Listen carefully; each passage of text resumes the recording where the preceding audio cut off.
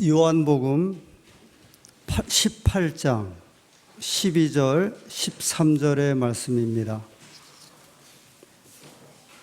요한복음 18장 12절 13절.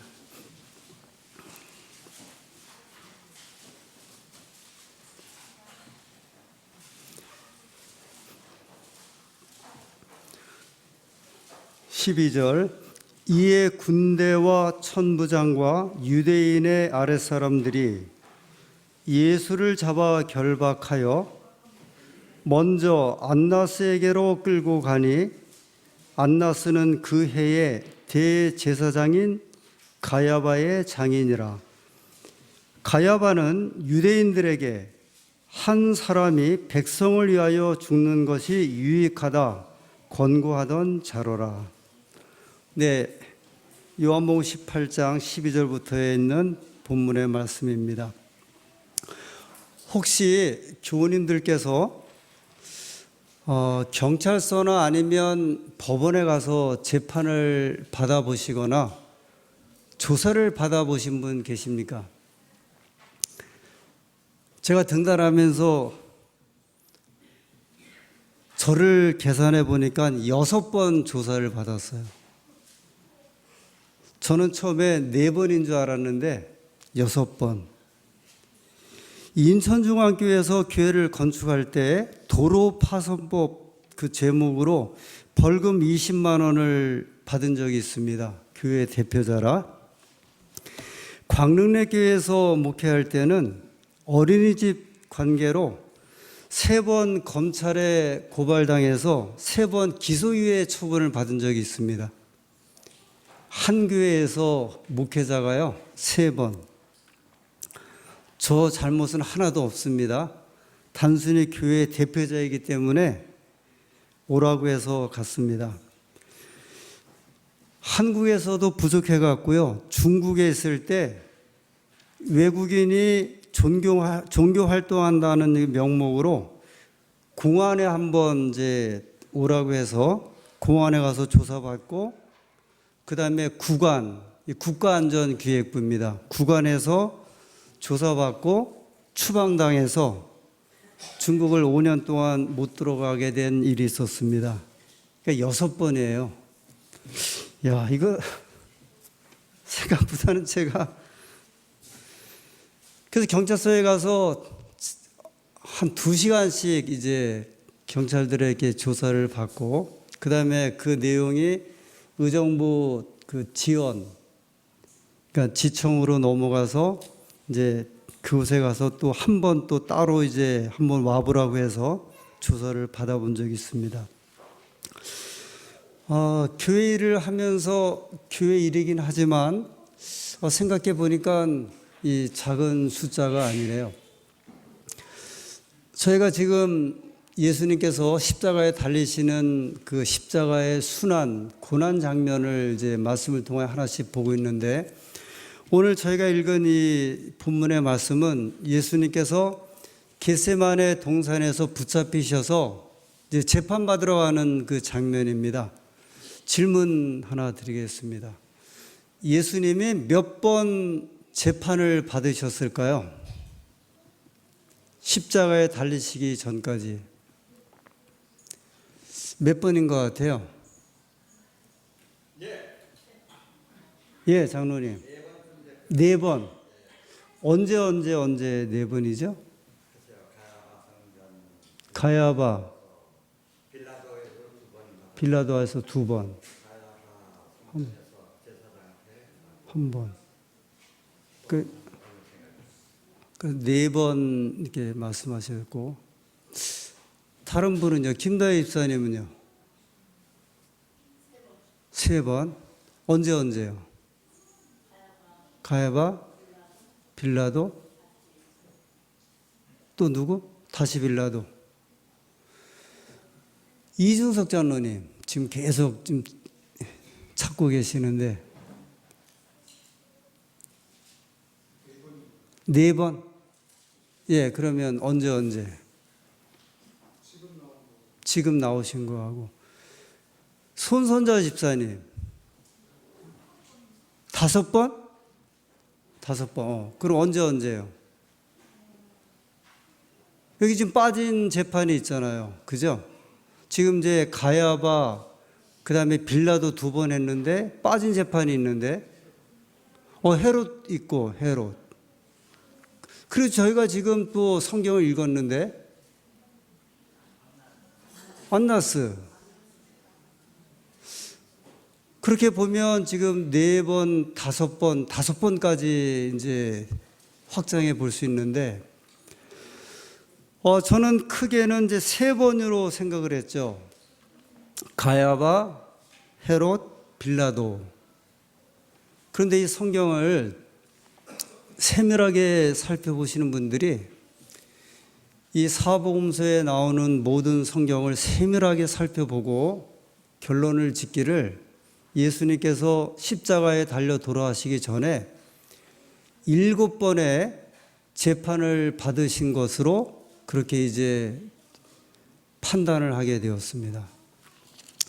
오늘 저희는 십자가 6번째 말씀, 예수님께서 받으신 7번의 재판에 대한 내용을 우리가 성경절을 하나씩 찾아가면서 이 말씀을 찾도록 하겠습니다. 제일 첫 번째 신문이 요한복음 18장 12절에 나옵니다. 그런데 우리가 이제 예수님의 생애를 기록한 책이 4책이죠. 마태, 마가, 누가, 요한인데 마태복음에서 예수님에 대한 사건을 조명한 말씀하고 마가복음에서 예수님에 대한 말씀을 한 내용하고 누가복음하고 요한복음에서 한 내용이 똑같지가 않잖아요. 그죠?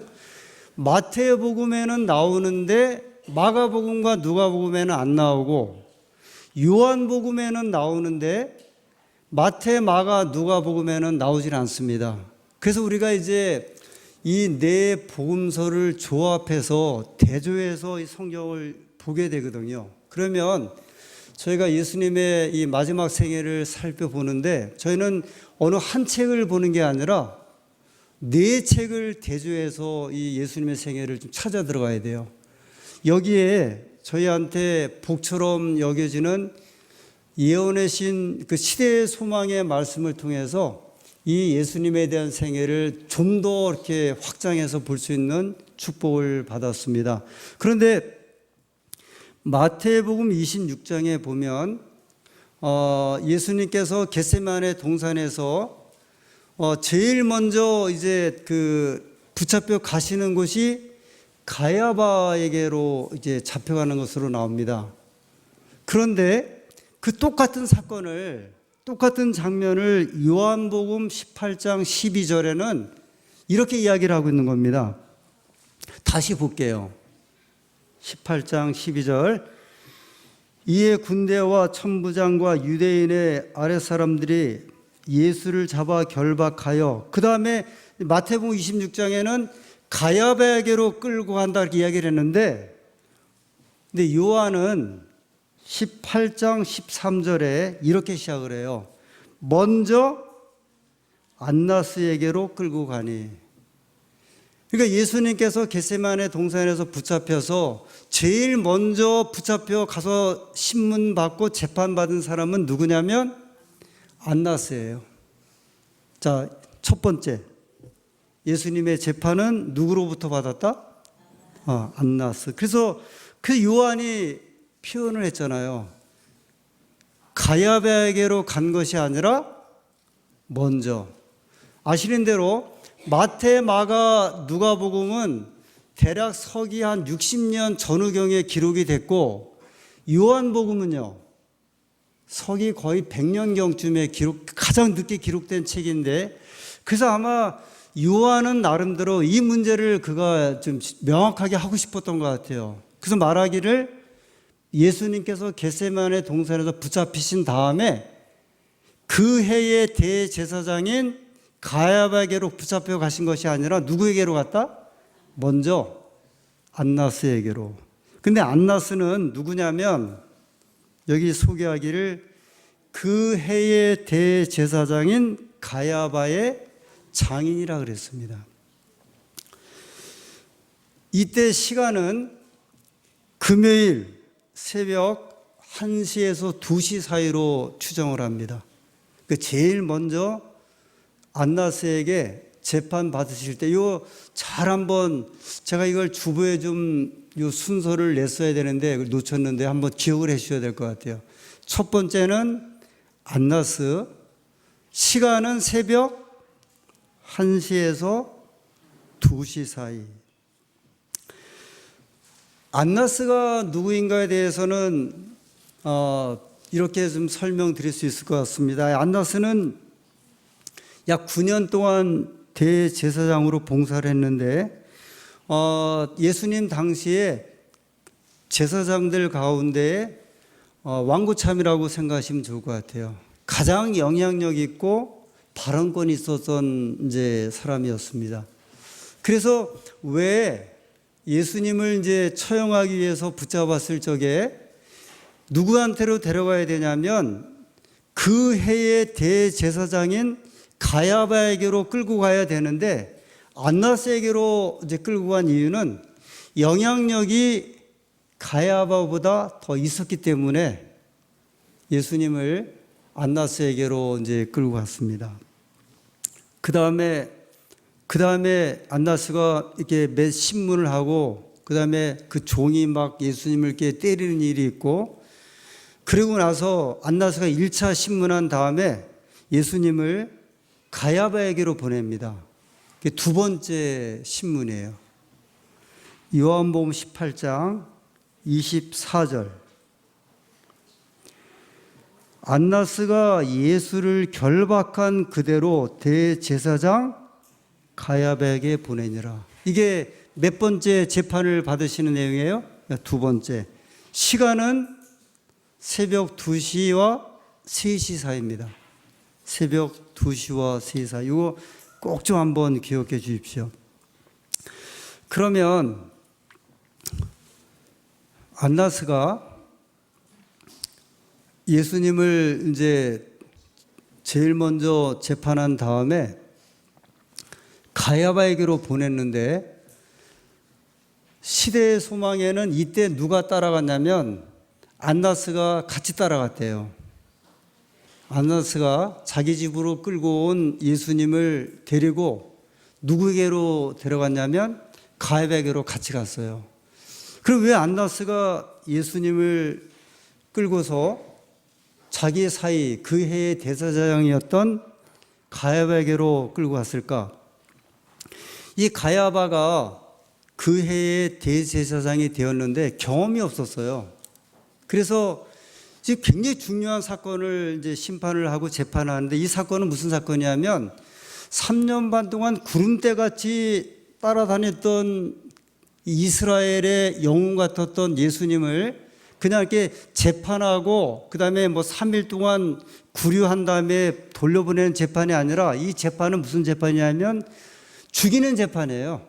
그 사형 선고를 내리는 재판이었기 때문에 가야바가 이 일을 감당할 수 없어서 안나스가 이제 같이 간 거예요.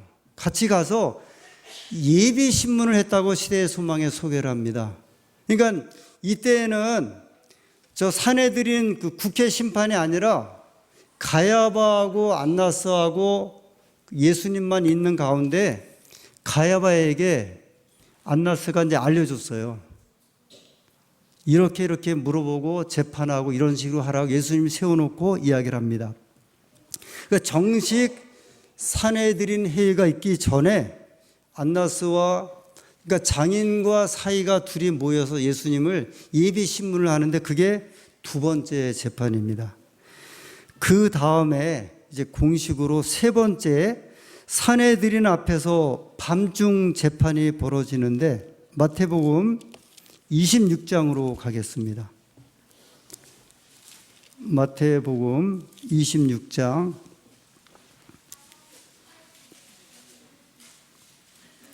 57절. 예수를 잡은 자들이 끌고 대제사장 가야바에게로 가니 거기 서기관과 장로들이 모여 있더라. 이때는 지금 몇 번째 재판 장면이라고 말씀드렸어요? 세 번째예요. 세 번째. 시간은 새벽 3시와 4시 사이입니다. 근데 이게 이 재판이 중요한 재판인데,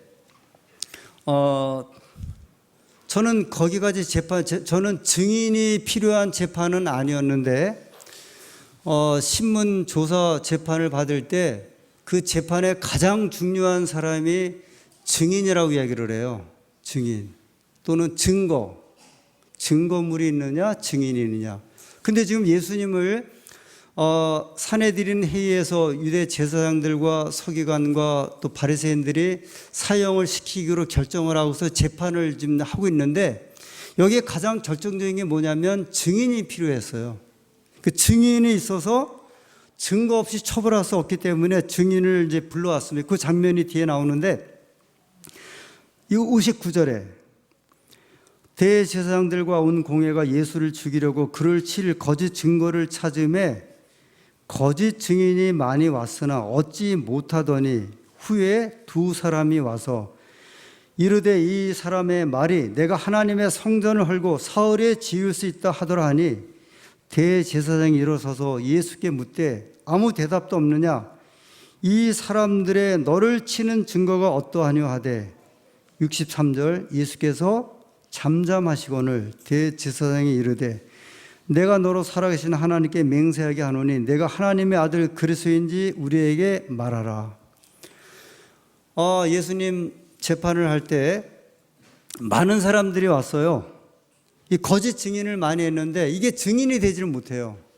근데 결정적으로 한 사람이 말하기를, 내가 이런 말을 들었습니다. 저 예수가 설교를 하는데 내가 이 성전을 헐고 사흘 만에 다시 짓겠다고 했습니다.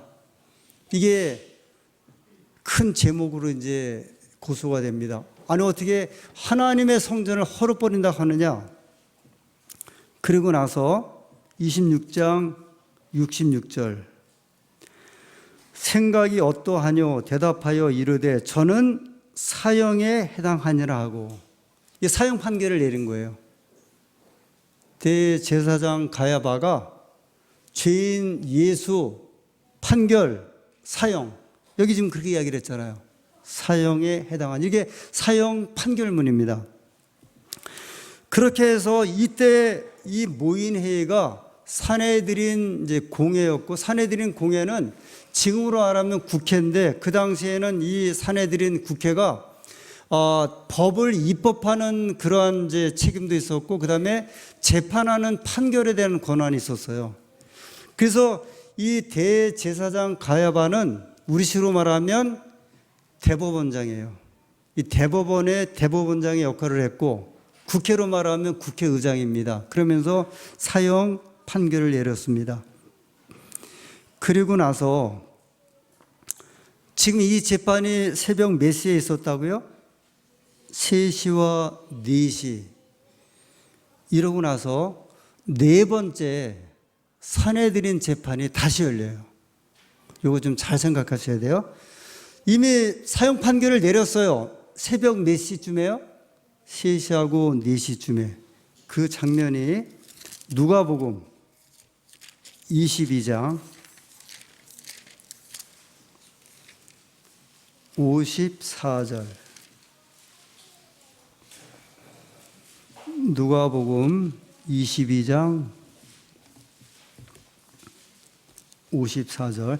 자, 누가가 이제 좀 기록한 네 번째 재판 장면이에요.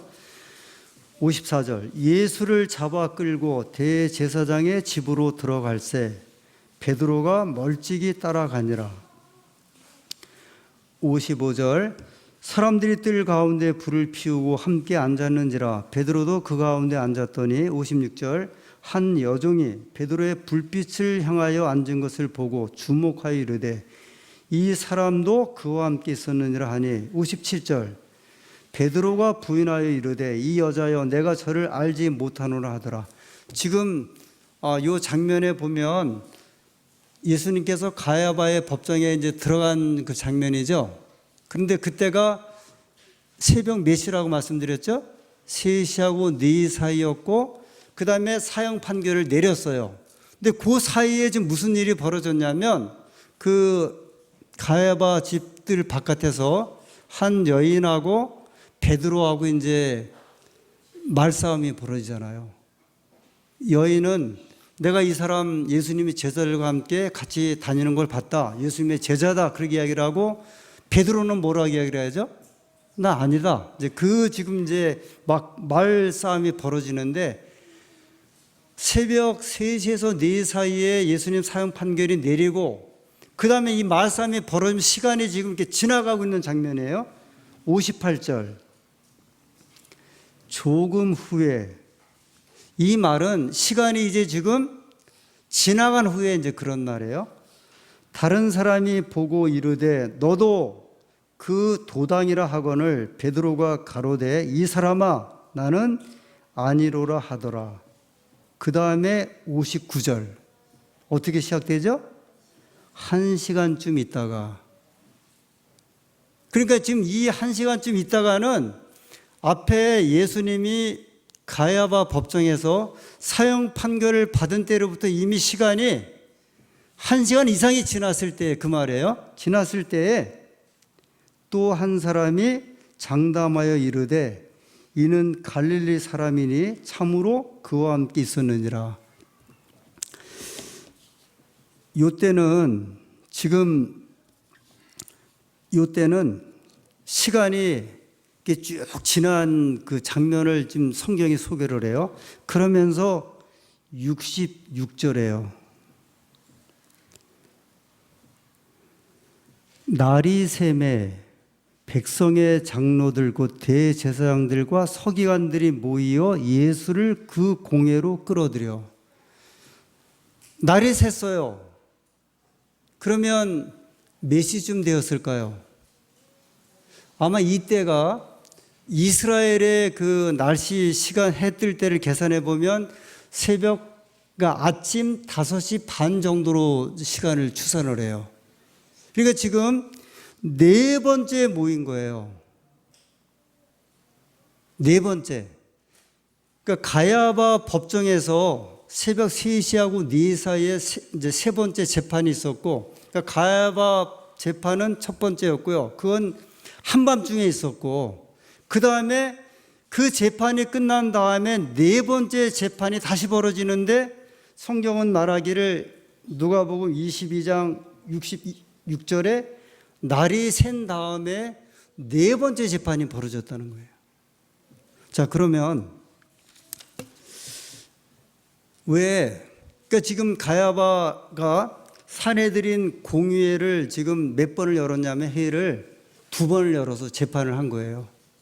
첫 번째 재판은 한밤중에 했고, 그 다음에 4번째 재판은 아침에 재판을 합니다.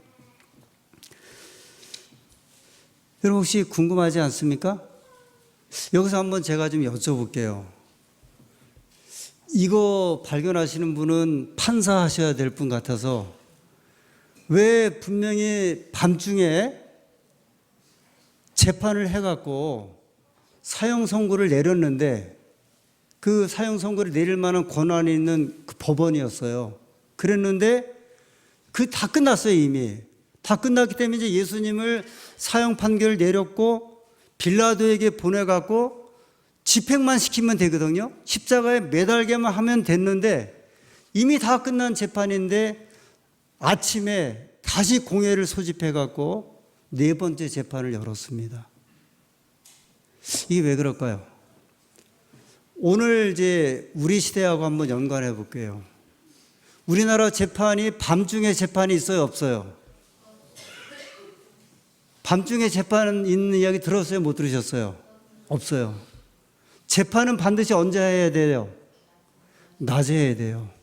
이거 굉장히 중요한 사건이에요. 이게 아무것도 아닌 것 같지만 재판은 낮에 하게 돼 있어요. 그러면 예수님 사형 판결 내린 재판은 밤에 있었어요, 낮에 있었어요? 밤에 있었어요. 이 재판이 법적으로 합당한 재판이에요, 아니에요? 자, 지금 우리 시대는 아니죠. 예수님 당시에도 이 재판이 합법적이었을까요? 불법적이었을까요? 불법이에요. 유대인들의 재판법에도요, 밤중에는 재판을 못하게 되어 있고, 특별히 사형 선고 같은 중요한 재판을 선고를 할 때에는 반드시 낮에 재판을 시작해 갖고 낮에 끝나게 돼 있어요. 근데 이 재판이 무슨 재판이냐면, 이 사람들이 급해 갖고 예수님 죽이려고 밤중에 재판을 해 갖고 빌라도에게 보내려고 했는데 이의제기가 들어온 거예요. 이 재판은 유대법의 불법이다. 그래서 다시 소집한 재판이 아침에, 여기 성경이 누가복음에 이야기하잖아요. 날이 새매 다시 소집을 해갖고 예수님을 다시 재판을 합니다. 요새 우리나라가 이제 검찰 개혁 때문에 복잡하잖아요. 근데 검찰개혁위원회, 검찰에서 개혁하겠다, 그 중에 한 가지가 뭐냐면 심야 밤중 재판 안 하고 몇 시까지만 하겠다? 9시까지만 하겠다. 이 이야기가요, 역사가 오래된 이야기예요. 이게 왜 그러면은 심야 재판하는 걸 못하게 하느냐? 여러분 한번 재판 한번 받아보면, 아니 아침에 10시에 데려가서 밤새도록 이제 신문을 하면 이 사람 한 사람을 신문한 사람은 대여섯 명이거든요. 계속 들락거리면서 신문을 해요, 검사들이. 그 다음에 이 재판받는 사람은 혼자인데 감당하겠어요, 못하겠어요? 이거 안 돼요. 정신적으로도 안 되고. 지금 예수님의 재판이 그런 재판이었어요. 이게 사람을 재판을 하되 예전부터 지금까지 어떻게 재판하게 되냐면 공정한 재판을 하라 하는 것이 그 재판법이거든요.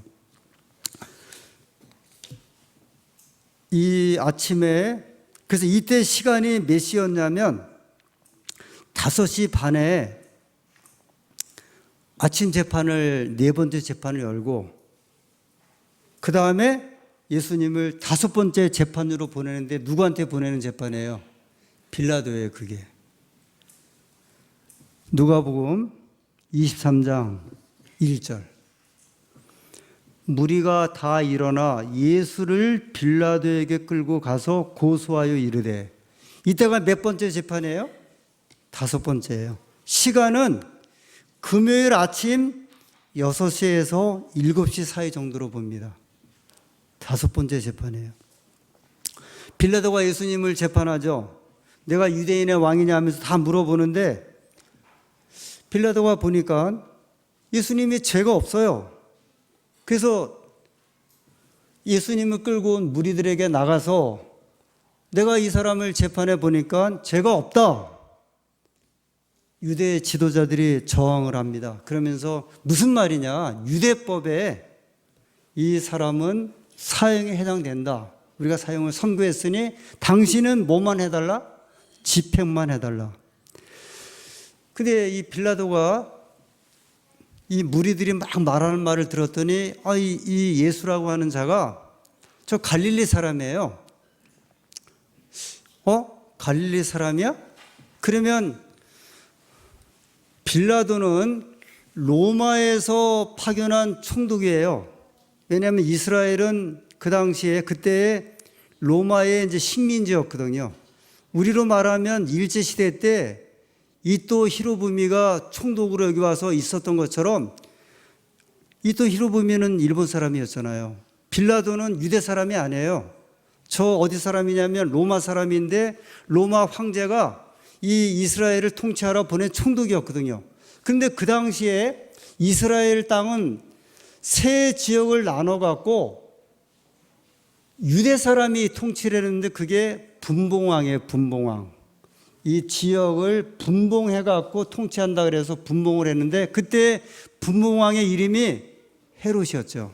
근데 예수님이 어디서 왔다는 말을 들었냐면 갈릴리에서 왔다는 말을 듣고, 마침 그때에 갈릴리 분봉왕 헤롯이 예루살렘에 들어와 있었어요. 그래서 빌라도가 잘 됐다, 내 골치 아픈 사건 내가 처리하지 않고 저 관할 지역장이 와 있으니, 관할 지역, 예수의 관할 지역 갈릴리 총독, 그러니까 분봉왕 헤롯에게로 내가 이 사람을 보내자. 누가복음 23장 8절입니다. 6절. 누가복음 23장 6절. 빌라도가 듣고 묻되 저가 갈릴리 사람이냐 하여 7절에 헤롯의 관할에 속한 줄 알고 헤롯에게 보내니 때 헤롯이 예루살렘에 있더라. 8절. 헤롯이 예수를 보고 심히 기뻐하니 이는 그의 소문을 들었으므로 보고자 한 지 오래였고 또한 무엇이나 이적 행하심을 볼까 바랐던 연고로라. 그 누구한테 보낸 거예요? 헤롯에게. 이때가 금요일 아침 7시쯤이에요. 몇 번째 재판이에요? 6번째예요.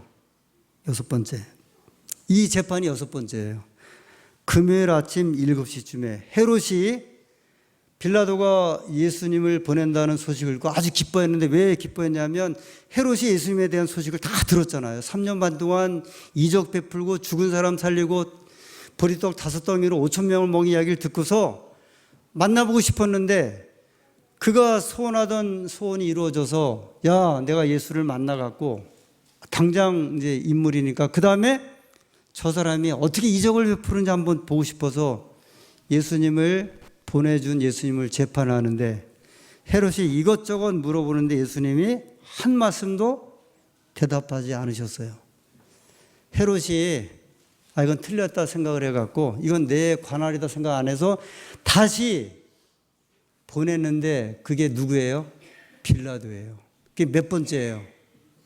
7째예요. 누가복음 23장 11절. 헤롯이 그 군병들과 함께 예수를 업신 여기며 희롱하고 빛난 옷을 입혀 빌라도에게 도로 보내니 헤롯과 빌라도가 전에는 원수이었으나 당일에 서로 친구가 되니라. 그래서 이때가 7번째 빌라도의 이제 재판이면서 총 7번째 재판이면서 빌라도는 2번째 마지막 재판인데 시간은 금요일 아침 8시에서 9시 사이예요. 이 사이에 빌라도가 이제 다시 진리가 뭐냐 또 물어보고 신문하는 그 일이 벌어지게 되고 무죄함을 원했지만 그 석방하고자 빌라도가 했지만 워낙 유대인들이 강력하게 예수님을 십자가에 달려게 하라고 하는 그 요청에 의해서 예수님을 이제 보내게 됩니다. 몇 년 전에 케냐의 한 변호사가 국제헌법재판소에 예수님의 재판이 잘못됐다고 고발을 했어요. 유명한 사건입니다. 이 돌라 인디어스라고 하는 그 변호사가 그가 그리스도인이었는데 이 빌라도의 재판이 잘못됐다. 그래서 이걸 고발을 했는데 이게 이제 각하됐어요. 이유가 뭐냐면 국제사법 재판소는 나라 간의 분쟁을 이렇게 우리가 재판하는 거지. 예를 들어 뭐 독도 문제, 이게 누구 땅이냐 이런 걸 재판하는 거지. 이 예수님의 이 사건은 국제적인 사건이기 때문에 우리가 이거를 판결을 내릴 수 없다. 그렇게 이제 기각을 했습니다. 잘못됐다는 거죠. 재판이. 예수님 당시에도 이 재판이 잘못됐다고 항의한 사람이 2사람이 있었어요. 한 사람은 아리마대 요셉이에요. 아리마대 요셉이 누구죠? 예수님 재판할 때 십자가에 매달리시고 예수님을 모실 무덤을 제공한 사람이 아리마대 요셉이었거든요. 그런데 재밌는 거는요. 산헤드린 공의회에서 재판을 할 때 아리마대 요셉을 안 불렀어요. 반대했기 때문에. 그 다음에 또 누가 반대했냐면 요한복음 3장에 예수님 밤중에 몰래 찾아왔던 니고데모도 뭐라고 항의를 했냐면 아니 이 사람이 사형에 처할 만한 증거를 받지도 못했는데 판결부터 하느냐 해서 반대를 한 사람이 니고데모였는데 니고데모도 산헤드린 회의할 때 이 가야바가 초청하지 않았어요. 니고데모와 아리마대 요셉도 이 재판이 이 불법이라고 이제 이야기를 한 겁니다. 제가 군 생활을 저 의정부에서 했는데 천일 경비대라고 하는 곳에서 이제 군 생활을 했습니다. 여기는 경비대인데 저희들하고 순경하고 같이 근무하는 곳인데 제가 분대장으로 있을 때였습니다. 한 새벽에 갑자기 저희 그 경비대를 사북 형사들이 이제 들이닥쳤어요. 근데 누구를 하나 끌고 왔냐면 미군 하나를 이제 이렇게 잡아서 끌고 들어오고 그 다음에 저를 만나더니 저한테 요청하기를 우리가 잠깐 중요한 사건을 좀 처리를 해야 되니까 요 경비대 안에 사무실을 좀 빌려달라고 이야기를 해요. 그래서 이제 같이 근무했던 경찰관에게 연락을 해서 허락을 받아서 잠깐 기다리고 있는데 이 3, 4명의 형사가 저희 경비초소 앞에 미군 무대가 있었고 이제 큰 길이 있었거든요. 청왕리에서 의정부로 넘어가는 이제 그 빼볼이라고 하는 이제 미군 무대가 있는 캠프 스탠딩가 하는 그 부대의 앞이었는데 지나가는 차들을 새벽에 다 이렇게 검문을 하다가 갑자기 20대 젊은이를 하나 끌고 내리더니 저희 사무실로 들어왔어요. 그러더니요, 몽둥이를 들고 30분 동안 무조건 두들겨 패는 거예요. 30분 동안을. 이 젊은이가 막 피투성이가 되고 막 아각 소리를 지르는데 그냥 이게 막 두들겨 패더니 딱 30분 지난 다음에 묻습니다. 너 마약 판매했지? 야, 30분 동안 두들겨 맞고 나니까요. 그 다음에 이 젊은이가 말을 안 할 수가 없잖아요. 옆에 미군은 아주 막 그냥 얼굴이 사색이 돼갖고 미군은 건들 수 없고 이 젊은이가 그러니까 이 사람이 마약을 판매한다는 첩보를 딱 듣고 차 검문한 다음에 들어와서 정중히 이렇게 책상에 앉아서 이렇게 신문하고 조사하는 게 아니라 30분 동안을 정말 두들겨 패는데요. 그 다음에 이 사람이 이실직고 하더라고요. 내가 이렇게 했습니다. 그래서 제가 이제 그 군인 미군하고 같이 미국 무대까지 들어가는데 미군들은 그렇게 하지 않아요. 미군을 저희가 이렇게 이쪽에 있는 형사들하고 이첩을 했는데 그 한 방에 딱 책상에 앉혀놓고 신문을 하는 걸 이제 저희가 이렇게 지켜봤습니다. 저희가 화성하고 가까운 데 살죠. 그죠? 화성하면 화성 연쇄 살인 사건. 최근에 이제 진범이 잡혔잖아요. 그런데 문제가 하나 생겼죠. 8차 범인이 다른 사람을 잡아갖고 감옥에 넣어서 20년 살고 나왔거든요.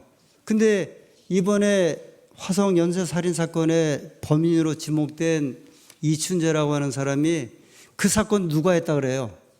자기가 했다 그랬어요. 이 경찰관들이 아마 다 조사해 보니까 이 사람만 아는 거를 다 말하는 바람에 이 범인이 된 거예요. 그러면 20년 동안 감옥살이하고 나온 사람은 어떻게 되는 거예요?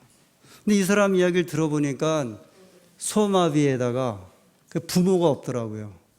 그러니까 아무도 이 사람을 대변할 만한 사람도 없었고 그냥 두들겨 맞고 뭐 신문 받고 하다가 결국은 고백해갖고 시키는 대로 하다가 이렇게 된 것 같아요. 이 재판의 공정성 문제는 이게 참 그 시대마다 이제 있게 된 것 같아요. 근데 저희는 지금 예수님에 대한 이제 그 장면을 보는데 예수님이 잘못하신 일이 뭐가 있어요? 그분은 하신 일이 있다고 하면 3년 반 동안 병자 고치셨죠. 복음 전하셨죠.